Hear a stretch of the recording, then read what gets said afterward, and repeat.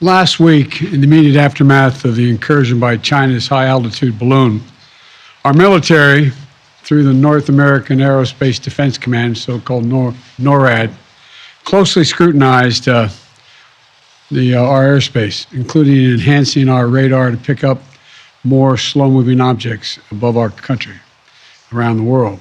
In doing so, they tracked 3 unidentified objects, one in Alaska, Canada, and over Lake Huron in the Midwest. They acted in accordance with established parameters for determining how to deal with unidentified aerial objects in U.S. airspace. At their recommendation, I gave the order to take down these 3 objects due to hazards to civilian commercial air traffic and because we could not rule out the surveillance risk of sensitive facilities. We acted in consultation with the Canadian government. I spoke personally with Prime Minister Trudeau from Canada on Saturday. And just as critically, we acted out of an abundance of caution and an opportunity that allowed us to take down these objects safely. Our military and the Canadian military are seeking to recover the debris so we can learn more about these 3 objects. Our intelligence committee is still assessing all 3 incidences. They're reporting to me daily and will continue their urgent efforts to do so, and I will communicate that to the Congress. We don't yet know exactly what these 3 objects were, but nothing right now suggests they were related to China's spy balloon program or that they were surveillance vehicles from any other country. The intelligence community's current assessment is that these 3 objects were most likely balloons tied to private companies, recreation or research institutions studying weather or conducting other scientific research. When I came into office, I instructed our intelligence community to take a broad look at the phenomenon of unidentified aerial objects.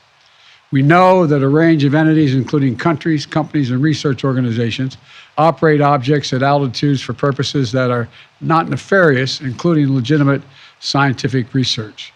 I want to be clear. We don't have any evidence that there has been a sudden increase in the number of objects in the sky. We're now just seeing more of them, partially because the steps we've taken to increase our radars, to narrow our radars.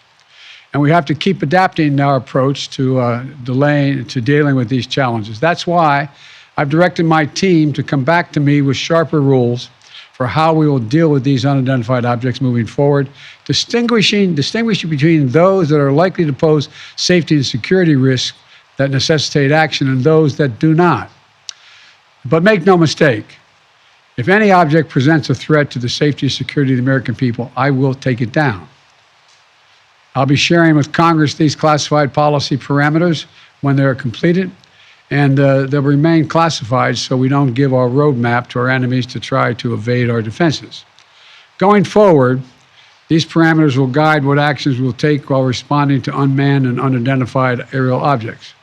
We're going to keep adapting them as the challenges evolve, if it evolves. In addition, I've directed my national security advisor to lead a government-wide effort to make sure we are positioned to deal safely and effectively with the objects in our airspace.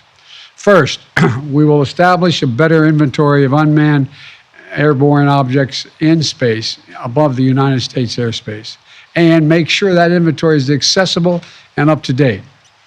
Second, we'll implement further measures to improve our capacity to detect unmanned objects in our airspace. Third, we'll update the rules and regulations for launching and maintaining unmanned objects in the skies above the United States of America.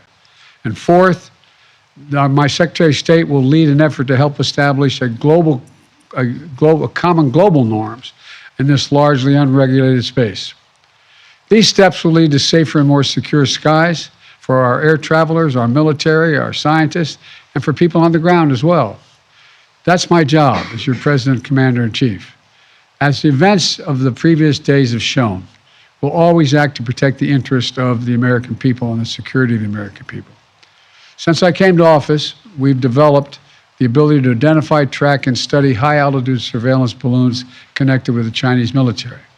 When one of these high-altitude surveillance balloons entered our airspace over the continental United States earlier in the month, I gave the order to shoot it down as soon as it would be safe to do so.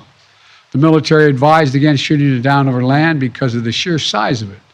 It was the size of multiple school buses and it posed a risk to people on the ground if it was shot down where people lived.